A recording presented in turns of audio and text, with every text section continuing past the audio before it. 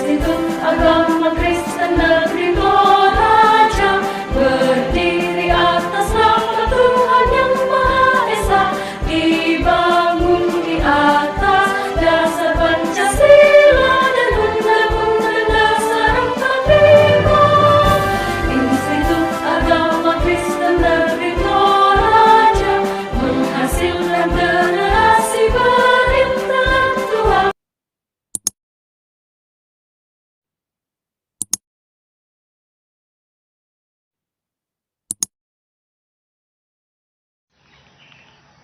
Shalom, perkenalkan nama saya Nober dari kelas E, jurusan Pendidikan Agama Kristen, Angkatan 2019, Institut Agama Kristen Negeri Toraja.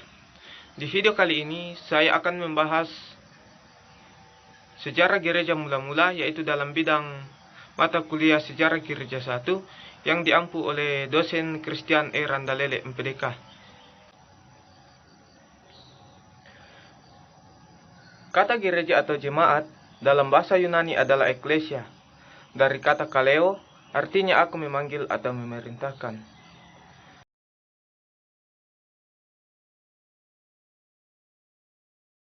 Secara umum, eklesia diartikan sebagai perkumpulan orang-orang.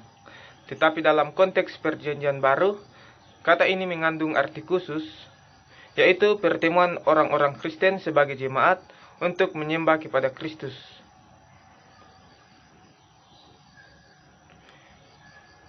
Gereja mula-mula berawal dari peristiwa kebangkitan dan kenaikan Yesus Kristus yang kemudian dilanjutkan oleh peristiwa Pentakosta,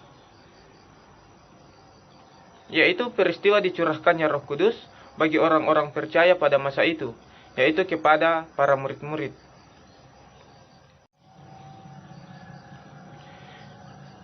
Gereja dimulai 50 hari sesudah kebangkitan Yesus, dengan datangnya Roh Kudus pada hari Pentakosta, seperti dalam Kitab Kisah Para Rasul 2 ayat 4-7 demikian.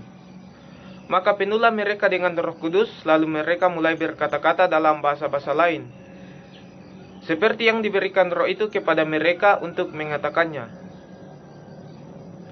Waktu itu di Yerusalem, diam orang-orang Yahudi yang saleh dari segala bangsa di bawah kolong langit. Ketika turun bunyi itu, berkerumunlah orang banyak. Mereka bingung karena mereka masing-masing mendengar rasul-rasul itu berkata-kata dalam bahasa mereka sendiri. Mereka semua tercengang-cengang dan heran, lalu berkata, bukankah mereka semua yang berkata-kata itu orang Galilea?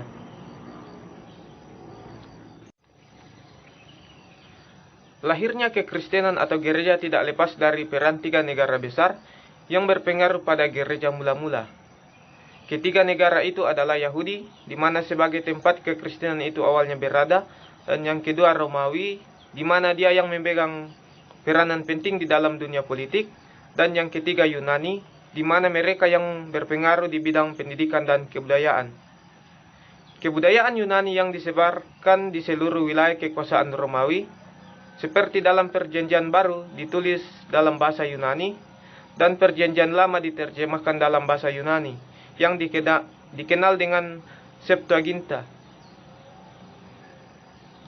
Secara politis, dunia yang di dalamnya gereja lahir dan berkembang terbagi atas dua negara besar, yakni Kekaisaran Romawi dan Kekaisaran Partia.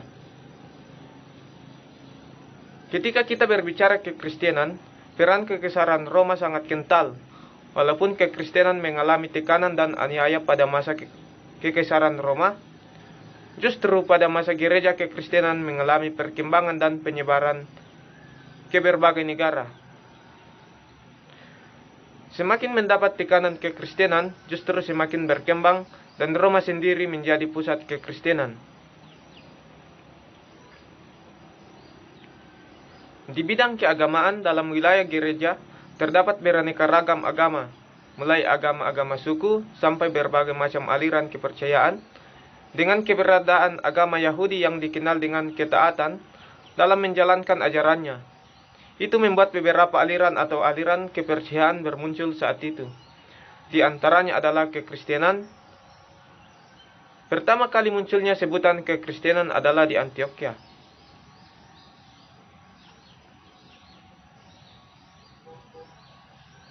Dalam bidang pengajaran kekristenan, berkembang dari masa ke masa.